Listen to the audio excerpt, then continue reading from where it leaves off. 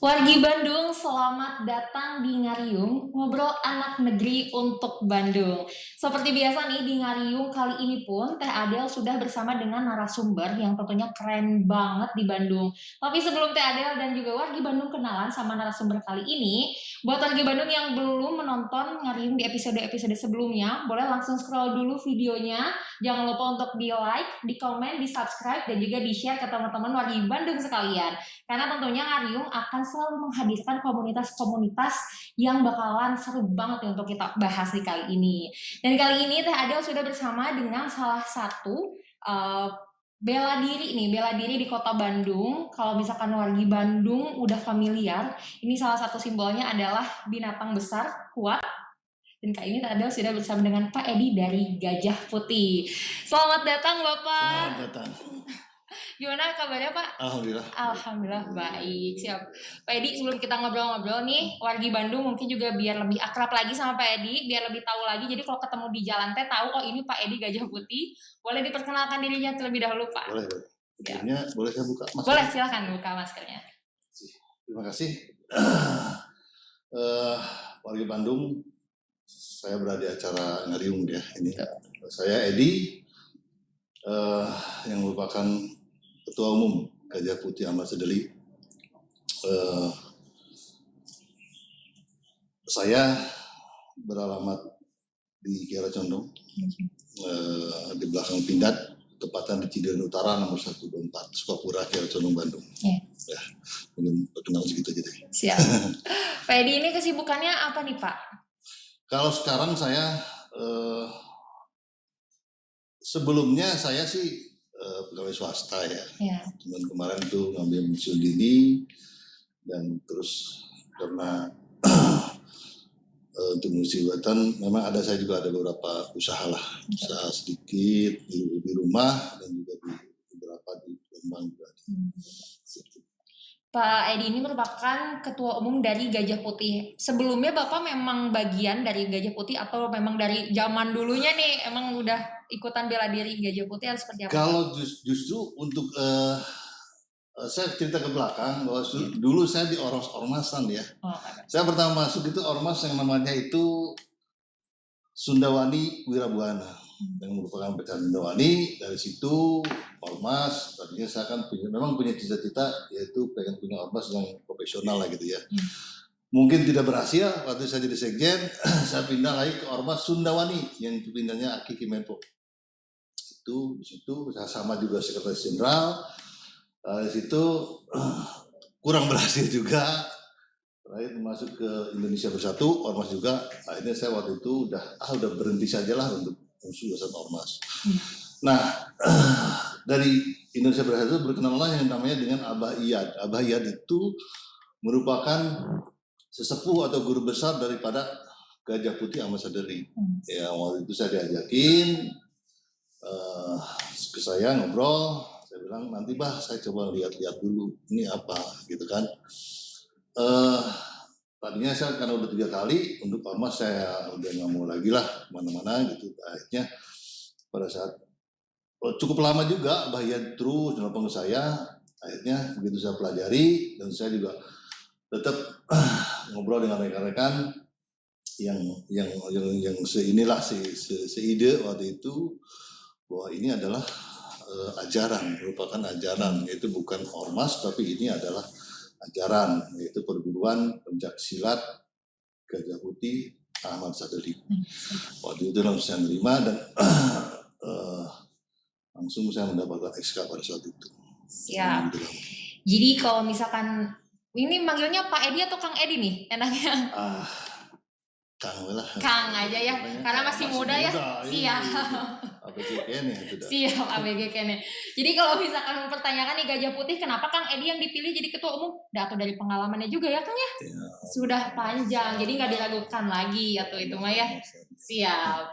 Kang, kalau sebelum kita ngobrol-ngobrol lagi tentang secara organisasinya seperti apa, nih wargi Bandung mungkin juga ada yang belum tahu apa sih Kang Gajah Putih itu, boleh dijelasin dulu Kang? Gajah Putih itu merupakan perguruan silat, sudah tahu mungkin ya, yang dimana jurus-jurusnya itu sudah memadukan dari berbagai macam unsur-unsur silat yang lain. Ada unsur kari, madi, syah bandar, kan biasanya begitu tuh. Ya. Yang Cianjur itu karinya, yang mungkin ada juga yang lain itu madinya, yang syah bandar. Nah, Gajah Putih itu mempersatukan itu semua. Jadi waktu itu, jadi sebelum saya diketahui, saya tanya-tanya dulu tuh, sampai saya datang langsung ke pusatnya itu di Garut, di Gerpasang. Waktu kemarin Samarang, menanyakan apa sih ini Gajah Putih. Akhirnya saya dapat informasi bahwa Gajah Putih ini terdiri dari berbagai silat-silat yang dulu itu dirangkum, dijadikan satu menjadi jurus Gajah Putih. Itu jurus Gajah Putih waktu itu. Waktu itu sih makanya masih belum Gajah Putih. Tapi setelah menurut ceritanya lagi bahwa si guru besar itu yaitu Kiai Haji Jainuddin itu bermimpi waktu itu gajah bodas. Nah itu, jadi dari situlah mulai dibilang bahwa itu udah kalau begitu Gajah Putih lah. Ini begitu Gajah Putih itu. Nah, perjalanannya Gajah Putih ini itu dari Ahmad Sadali ini merupakan salah satu murid. Yang tadinya dari murid Bapak Kiai Haji Jainuddin itu ada 5 murid. Nah, maka disebut 5 pendekar, salah satunya adalah Ahmad Sadali. Gitu. Ya, dulu itu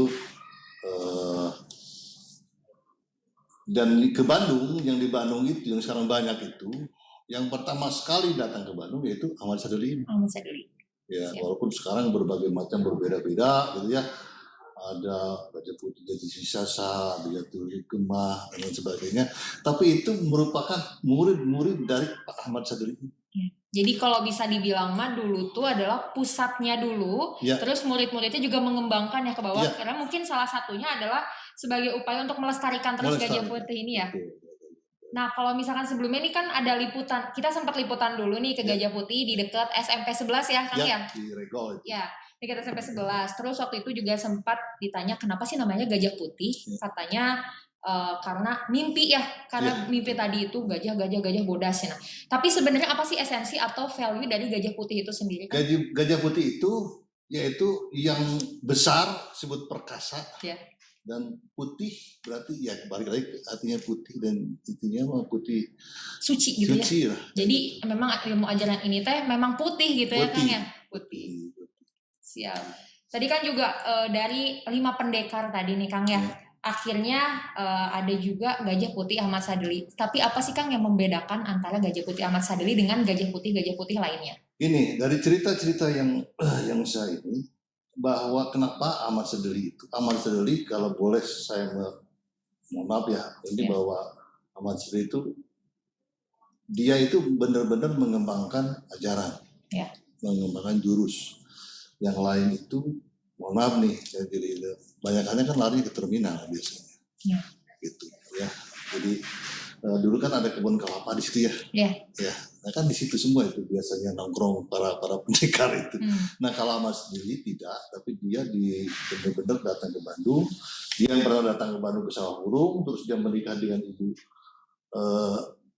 Emi itu di orang-orang Jatel. Nah, sehingga di situ dan di situlah dia mengembangkan ajaran, sehingga jurusnya pun itu sudah ada beberapa penambahan. Ya, kadang-kadang kalau dulu itu menurut cerita dari Pak Ahmad sendiri bahwa yang lain itu ngomongnya pakai jurus buhun dia canelai gelut gitu kan begitu. Pakai jurus buhun oke cara gelut, tapi bahwa Pak Ahmad Sadali itu mengembangkan jurus-jurus itu sehingga lebih mematikan lagi karena memang kalau jurus-jurus Gajah Putih itu spesialisasinya untuk berantem. Itu spesialisasinya. Spesialisasinya untuk berantem tapi tetap tertahan dengan si bodasnya itu ya kan. Udah berantem, tapi bukan sembarang berantem. Bukan berantem maksudnya bukan berantem datang kita enggak. Namanya juga bela diri. Jadi Pak Ahmad Sadali ini orangnya nggak pernah neko-neko. Jadi orangnya diem. Tapi kalau ada yang mau ngajak itu ya bangga gitu. Tapi kalau misalkan berbicara tentang tahun nih Kang, tepatnya tuh tahun berapa sih Gajah Putih Ahmad Sadali ini berdiri, Kang? Eh, Pas ke Bandung itu sekitar tahun 80-an. 80-an. 80-an pas ke Bandung itu. Kalau Gajah Putih itu tahun 50-an. Gajah Putih yang di Garut Iya. sendiri. Iya. Pas berdirinya Gajah Putih Ahmad Sadali itu tahun 80-an. Kalau dulu itu masih namanya itu Megapaksi Pusaka. Yang intinya itu yang Garutnya itu namanya itu Gajah Putih Megapaksi Pusaka. Yang dari Garutnya itu. Dulu Pak Ahmad Sadali masih menggunakan Megapaksi Pusaka di sini sekitar tahun 60-an lah. Nah, ini begitu tahun 80-an ya membukalah perguruan namanya Gajah Putih Ahmad Sadali. Ahmad Sadali. Tadi kan dari pusatnya tahun 50-an, terus Gajah Putih Ahmad Sadali sendiri tahun 80-an. Nah, tadi juga Kang Edi sempat bicara kalau Ahmad Sadali ini improve ya, gerakannya improve nih. Tapi sebenarnya apa sih gerakan dasar dari Gajah Putih itu kayak gimana, Kang gitu? Ya sebenarnya seperti gerakan-gerakan silat yang lain lah sebenarnya. Ada pertahanan diri, ada serangan, ya gitu. Tapi bagaimana kalau Pak Ahmad Sadali itu mengatakan bahwa dalam bertahan pun kita masih bisa menyerang. Intinya seperti itu. Jadi istilah gerakan tangan kalau yang kanan masih bisa digerakkan, ya iya masih cina hela gitu. Ini begitu. Ini aja dulu gitu. Sebelum ini udah ini baru kan intinya begitu. Jadi gerakan-gerakan cukup kalau diaplikasikan ke dalam misalkan ya kita tiba-tiba ada yang begal itu biasanya lawan itu pada patah biasanya. Oh gitu. Ya, tapi karena kalau untuk sekarang ini kalau untuk latihan gitu dimodifikasikan bagaimana supaya tidak langsung mencederai lawan. Siap. Tapi kalau ini mencederai. Tapi kalau Gajah Putih sendiri tumpuan atau core dari bagian tubuhnya tuh kaki atau tangan sih, Kang? Tangan ya. Siap. Terus tadi sih sempat dengar-dengar nih Kang, yang namanya bela diri apalagi ini Gajah Putih ya, niatnya juga harus putih gitu Kang. Gimana sih Kang caranya supaya kita teh pengen membela diri tapi juga kita tidak jadi menghitamkan diri gitulah istilahnya Kang. Gimana tuh? Memang di dalam Gajah Putih itu sebenarnya setiap tingkatan itu kita kan mempunyai 24 jurus. Dan disebutnya ada 9 langkah. 9 langkah. Nah, kalau di silat lain itu hanya jurus saja, langkahnya tidak ada. Karena itu di Gajah Putih itu ada yang namanya langkah. Nah, kita diutamakan setiap di dalam jurus itu ada yang dinamakan semuanya berfokus kepada agamanya. Jadi sebetulnya kayak salamnya itu kayak alif gitu kan gitu. Kayak ada juga ada namanya jurusnya alif tilap lengit gitu. Jadi intinya mah jurus-jurusnya memang seperti itu. Ada juga jurus yang dari Jakarta seperti Kuitang itu ada. Tapi intinya bahwa di dalam setiap jurus itu kita selalu ya intinya mah untuk mensucikan diri ya berdoa dan lain sebagainya. Intinya kita tidak cenderung untuk menjadi jagoan atau apa gitu ya, tidak. Kita mencegah kalau murid-murid itu ini khusus untuk jaga diri saja. Kita selalu pemahaman seperti itu. Siap. Gitu. Siap Kang. Untuk sejauh ini Kang ada berapa sih jumlah murid di Gajah Putih Ahmad Sadali? Kalau murid itu ribuan ya banyak sebenarnya. Terdiri beberapa sektor. Sekarang itu khusus sekarang sektor itu adalah tempat latihan ya. Iya. Kita namanya itu sektor. Karena di pengurusan sekarang itu kita bagi menjadi ada pengurus pusat, pengurus daerah seperti Kota Bandung, Kabupaten Bandung, Kabupaten Bandung, dan sektor. Jadi dalam satu pengurus daerah itu terdiri dari beberapa sektor. Di Kabupaten Bandung itu ada sekitar 20 sektor. 20 sektor. Paling banyak itu. Kalau di Kabupaten Bandung baru 3 sektor, di Kota Bandung sendiri itu baru 6 sektor. 6 sektor. Ya. Khusus di Kota Bandung nih Kang, kira-kira rentan usia muridnya itu tuh dari usia berapa sampai berapa Kang?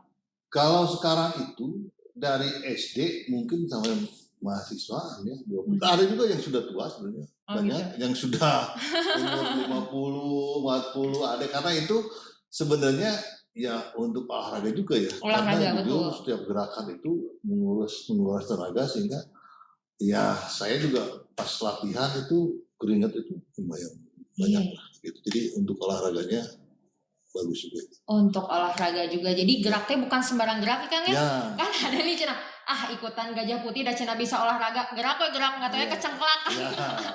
Nah itu, jadi ada jurus-jurusnya yang memang sudah ditata sedemikian. Jurusnya sih cuman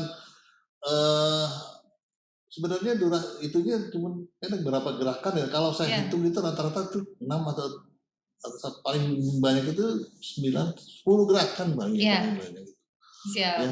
Jadi jurus 1 itu cuma 2 gerakan, 2 pukulan. Jurus 2 itu cuma 4 gerakan gitu kan. Jurus 3 itu ada sekitar 6 gerakan gitu. Siap. Nah mungkin bagi warga Bandung yang sana lagi nonton nih pasti lagi praktek-praktek nih, tangannya gini atau tiktokan malah gitu. Oh ya siap Kang. Terus Kang, untuk kan ada latihannya sendiri nih, itu kegiatan rutinnya biasanya dilakuin seminggu berapa kali dan dari jam berapa sampai jam berapa? Rata-rata sih kalau saya lihat di sektor itu seminggu 2 kali. Seminggu 2 kali. Nah itu tergantung. Biasanya kalau yang remaja ke atas, dewasa lah gitu ya, itu biasanya mereka pengennya malam. Oh malam. Kayak di Jelekong itu ada yang latihan mulai jam 12 malam. 12 malam. Iya. Kenapa Cina Kang itu teh pengen jam 12 malam? Iya, katanya sih lebih khusyuk itu tuh apa gitu. Lebih khusyuk. Tapi kalau anak-anak mah biasanya sih sore. Oh sore. Sore sampai pagi gitu. Ada pagi yang 8. Tapi tergantung di sektor tersebut bisanya jam berapa itu kita serahkan. Siap. Kang, pastikan sebelum pandemi sama sekarang nih lagi pandemi nih pasti mungkin ada beberapa kegiatan yang akhirnya terbatas nih Kang. Gimana sih Kang Gajah Putih mengatur kegiatan-kegiatan di saat pandemi kayak gini? Kemarin itu pada saat pandemi memang banyak yang pasti.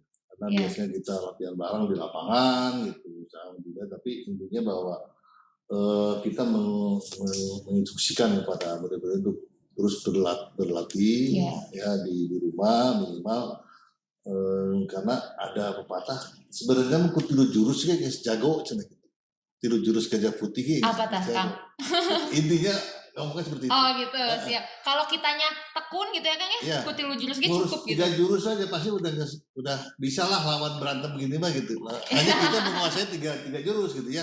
Apalagi kalau 24 jurus plus langkah. Nah itu yang tidak ada tuh langkahnya ini di bagian lain, sehingga itu keunggulan kita. Iya. Ya, malahan di dalam yang sekarang berada di Bandung pun hanya Ahmad Sadili ini yang komplit punya 9 langkah. 9 langkah. Yang lain paling cuma 3 langkah atau 4 langkah yang mereka pelajari. Ya. Jadi apa 9 langkah teh? Jangan dijawab, biarin aja joinnya Kang nanti ke Gajah Putih. Join dulu aja Join dulu biar tahu. Dari 1, 2, 4 namanya apa, 2 itu kan ada nama-namanya tuh. Iya. Iya, soalnya seru nih Kang pas latihan teh ada suaranya juga bersuara Kang ya? Iya. Itu ciri khas mungkin ya? Bukan ciri khas, itu kan sebenarnya kan capek nih. Itu pasti capek. Makanya silakan yang ada cobain lah. Siap. 1 jurus atau 2 jurus gitu kan. Iya. Ada teman saya yang pertama kali latihan, satu kali latihan besoknya sakit seminggu tuh. Katanya jadi sakit. Itu orangnya ada di sini tuh. Jadi Pak Irwan. Jadi lumayan mengurus keringat, capek. Kelihatannya sih kalau saya lihat gampil gininya gitu ya. Kayak yang gampil ya. Begitu saya praktek, memang napas tuh kayak kalau nggak pinter ngatur napasnya, itu nggak kuat. Iya. Nggak kuat. Makanya di dalam waktu kita kemarin membuat video untuk jurus dan langkah, kemarin kita mengadakan di Cikole untuk khusus untuk untuk nanti kita di website lah kita akan buka website untuk itu satu orang itu tidak bisa, mungkin nggak akan kuat untuk menyelesaikan dari 1 sampai 24 sekaligus. Ya, walaupun dia sudah terlatih. Betul. Jadi tidak akan kuat, capek. Karena masih terbatas juga tenaganya ya kan? Ya capek, semuanya pasti capek. Karena saya juga dari 1 sampai 6 pun itu lumayan. Itu kelihatannya tidak seberapa, tapi kalau di praktek ya lumayan gitu. Lumayan ya. Jadi kalau misalkan emang mau nyoba mah, hayu atuh bergabung Iya, ke Gajah Putih coba, gitu. silakan. Siap. Kang, dari murid-murid yang diajar nih, atau mungkin dari tahun 80-an, apakah ada kegiatan atau seperti lomba gitu yang pernah diikuti, atau bahkan bikin lomba sendiri kan? Namanya Pasang Giri. Pasang Giri. Pasang Giri. Kita sering ikut sih ya. Eh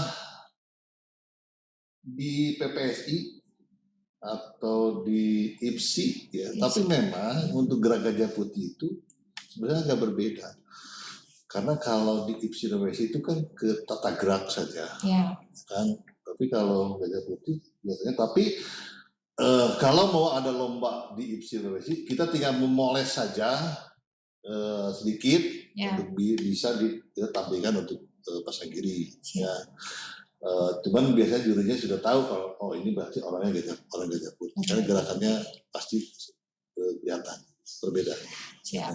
Kalau misalkan ini kan biasanya orang bilang tuh bela diri pasti erat kaitannya juga dengan salah satu budaya misalkan. Yeah. Nah sebenarnya apa sih Kang yang mengaitkan antara Gajah Putih dengan budaya? Begini, biasanya budaya itu tergantung dari mana itu lahir kan begitu. Betul. Bahwa Gajah Putih sendiri itu kan lahir di Jawa Barat. Yeah. Dan silat itu boleh dikatakan sekarang memang ada di mana-mana silat itu. Dan silat itu boleh dikatakan bahwa merupakan asli Indonesia lah gitu. Yeah. Ya.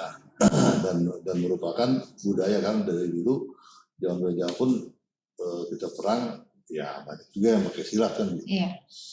Jadi ya disitulah makanya budaya, karena kita berada di Jawa Barat dan Gajah Putih sendiri itu lahir di Jawa Barat, sehingga itu ada merupakan kita itu budaya kita, budaya Jawa Barat lah. Ya, jadi dan kebetulan memang yang lahirnya itu adalah silat. Seperti itu mungkin kalau saya ini. Siap. Ya.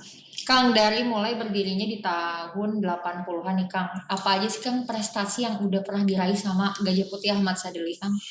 Prestasi sih sebenarnya dari kita ini Pasang Giri. Sebenarnya untuk Ahmad Sadili sendiri ya namanya tuh Pak Ahmad Sadili itu banyak sekali orang-orang luar negeri yang diajar sama Ahmad Sadili. Bahkan ada orang sini, orang Bandung yang setelah diajar oleh Pak Ahmad Sadili dia lari ke Jepang. Bahkan yang kalau sudah yang Kongo itu, yang MMA itu Mukalu kan itu dia latihan khusus datang ke sini untuk latihan untuk dia pertandingan MMA sebenarnya. Dan dia membawanya Gajah Putih. Gajah Putih. Gitu. Jadi bisa dibilang Gajah Putih itu udah go internasional ya? Go internasional, cuman memang saya sekarang kan lagi menertibkan. Ya. Jadi karena waktu itu masih belum ada aturan, ya aturan yang bahwa kalau ada Gajah Putih itu mau dibawa keluar, kita harusnya menggunakan namanya Gajah Putih. Kebanyakan dia latihan di sini Gajah Putih, begitu dia mau keluar dia pakai nama lain. Pakai nama lain, ya. Itu yang gitu-gitu yang memang waktu itu sih belum ada aturan bakunya, belum ada hak, boleh katakan hak cipta milik Gajah Putih itu sendiri. Jadi sekarang lagi proses dibuatkan itunya. Iya, makanya kita lagi proses kayak kayak jurus-jurusnya pun bahwa inilah jurus asli Gajah Putih. Gajah Putih. Itu. Jadi kita lagi bikin itu semua sehingga pada saat nanti kalau ada itu kita bisa klaim bahwa itu punya Gajah Putih. Gajah Putih. Ya. Karena saat kita ini nih mengembangkan Gajah Putih nyebar di mana-mana, tapi di saat kita nggak ada hak ciptanya itu kadang suka disalahgunain orang ya kan? Betul. Jadi makanya kita akan urusnya sampai ke sana. Sekarang ini memang tidak mudah sih, tapi bahwa kecintaan kita terhadap budaya khususnya dan kita kecintaan pada ajaran silat ini supaya tidak punah gitu kan, supaya tidak diklaim oleh negara tetangga itu silatnya, ya kita akan lindungi itu dengan hak ciptanya itu sendiri. Ya, siap. Ini mungkin warga Bandung mulai bertanya-tanya lagi nih Kang, tadi Kang Edi tuh bilang mau bikin website sendiri ya, Ya. biar mengerucutkan informasinya dari satu pintu aja gitu ya. Apakah warga Bandung bisa lihat sekarang Kang apa sih websitenya atau masih di Websitenya sih belum kita keluarin, tapi sebentar lagi kita keluarin. Jadi nanti kita juga pengennya ada launching lah. Gitu. Launching web, kita lagi tata itu. Jadi pada saat web muncul itu bahwa kita juga udah siap semuanya. Siap. Jadi sebelum ada web ini, warga Bandung bisa tahu informasi tentang Gajah Putih bisa diakses di mana Kang? Sebenarnya langsung aja di gajahputih.co.id juga bisa. Gajahputih.co.id ya. Iya. Apa ada media sosialnya Kang kayak Instagram gitu? Karena kan sekarang mungkin anak remaja sekarang mah Instagram ya atau enggak TikTok gitu. Jadi itu nantinya itu sekalian sebenarnya. Oh gitu. Jadi kita itu sekalian launching website itu sekalian dengan medsos semuanya. Ya. Semuanya GPIS. Siap. Makanya kita akan launching itu sebutnya GPIS Reborn gitu ya. Karena ini udah kita sekarang dilahirkan kembali dengan nuansa baru gitu kan. Sehingga karena saya melihat bahwa sekarang ini kan untuk silat sendiri kurang begitu diminati. Iya. Ya, untuk silat sendiri. Anak-anak sekarang SD SMP lebih cenderung ke taekwondo, karate dan sebagainya. Ya kan? Nah, sehingga saya harus bagaimana mengemas yang tadinya boleh dikatakan ini kan barang, kalau saya secara kasar saya ngomong silat itu barang rongsok yang orang kalau dikasih aja nggak mau kan gitu. Dan bagaimana mengemas barang itu menjadi sesuatu yang bernilai sehingga orang itu menarik gitu. Sebenarnya seperti itu. Bagaimana kita kalau orang-orang yang mau belajar silat kita kenain uang pangkal yang mahal dan iuran pastinya akan ada yang kan gitu. Beda dengan produk-produk dari luar lah gitu, bahwa berapapun dengan baju yang mahal pun mereka ikut dan dimanapun mereka ikut di antara orang tuanya. Tapi kalau untuk latihan silat seperti malas. Nah, tapi saya ingin mengemas itu. Ya, kenapa kita bisa kalah dengan bela diri produk luar gitu. Jadi kita harus tetap bahwa kalau di rumah sendiri itu bahwa silat harus lebih tinggi. Kayak di Jepang kan sumo harusnya lebih tinggi kan gitu, daripada bela diri yang lainnya gitu. Seperti itulah intinya seperti itu. Tapi mudah-mudahan setelah ini jadinya tahu gitu seberapa kerennya silat ya Kang ya, apalagi di Gajah Putih. Atau udah keren Kang ngeliatnya gagah gitu. Jadi kalau jalan teh sama keberaniannya gitu, dari mana? Gajah Putih bro. Ya memang kalau untuk Gajah Putih di Kota Bandung itu ya udah banyak lah, udah banyak semuanya udah tahu. Walaupun masih dalam berbeda-beda ya namanya dari ini, tapi dalam filosofinya yang sesama gajah tidak boleh sering mendahului. Sesama gajah kita tidak boleh berantem lah. Kalau dia tahu dia dari gajah, benar dari gajah ya sudah. Kita udah selesai gitu. Karena memang tujuannya mah satu ya Kang, yang sama gitu semuanya juga ingin melestarikan apa yang sudah diajarkan terdahulu ya Kang ya. Siap. Gimana pengemasannya mah itu inovasi memang setiap dari tahun ke tahun pasti ada aja inovasi ya Kang ya.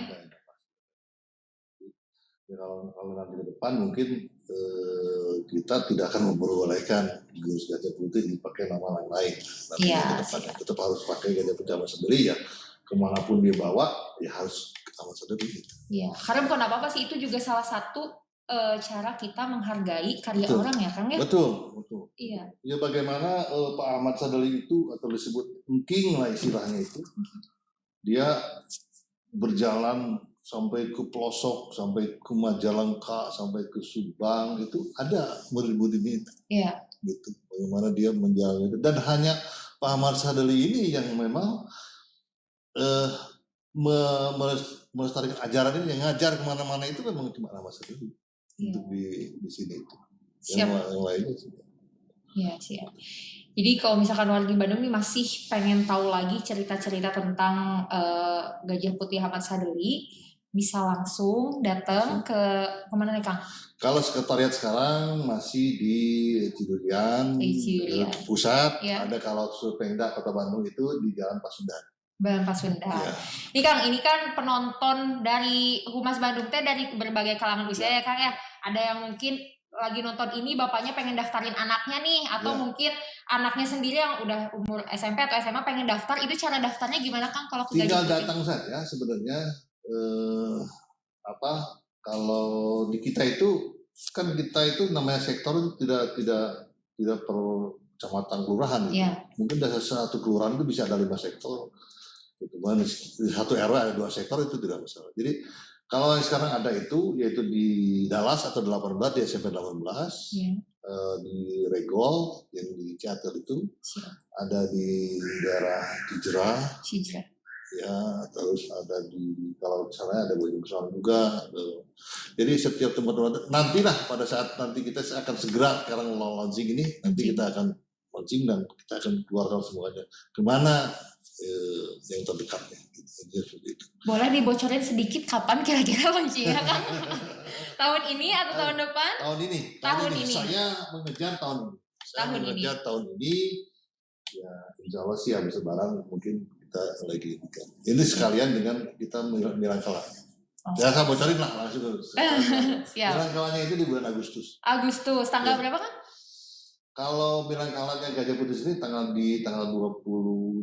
25. Ya, tapi nanti karena ini sekarang launching, mudah-mudahan sudah tidak PPKM.